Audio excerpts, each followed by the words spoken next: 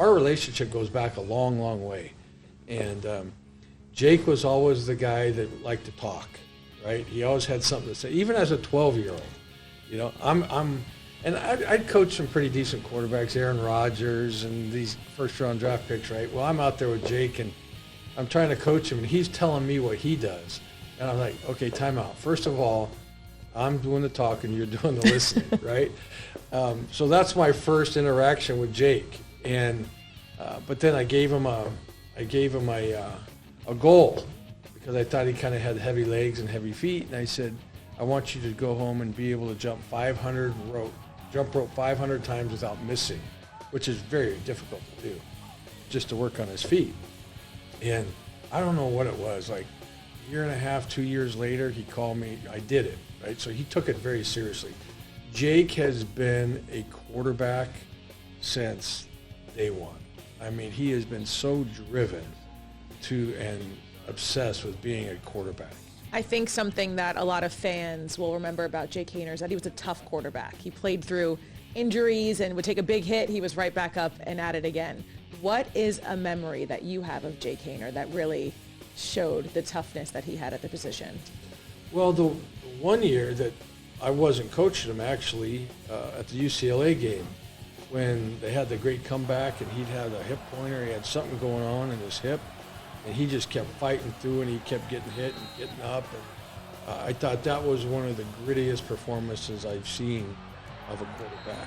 When he hurt his ankle, his last year here, when we started 1-4 when he was injured, for him to dedicate himself to rehab and to get back as soon as he could, it was really difficult keeping him off the field. He was going to get back on that field.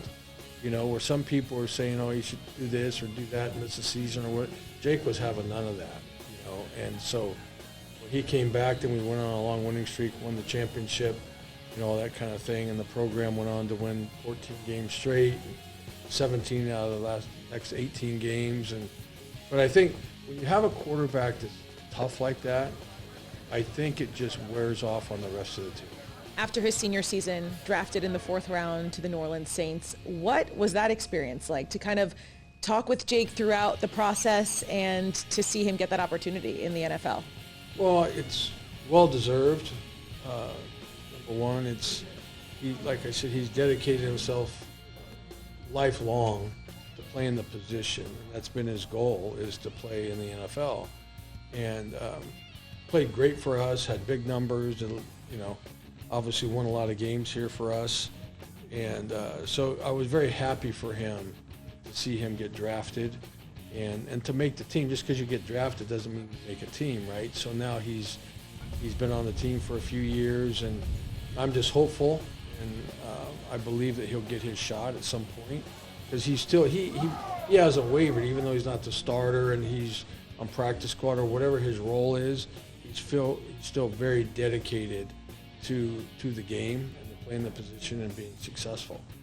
And you know, I think along the way, Jake got a little bit of bad rap when he transferred after Kalen left to go to Washington, and then came back when I became the coach again. But really, I mean, it wasn't because he didn't care about Fresno.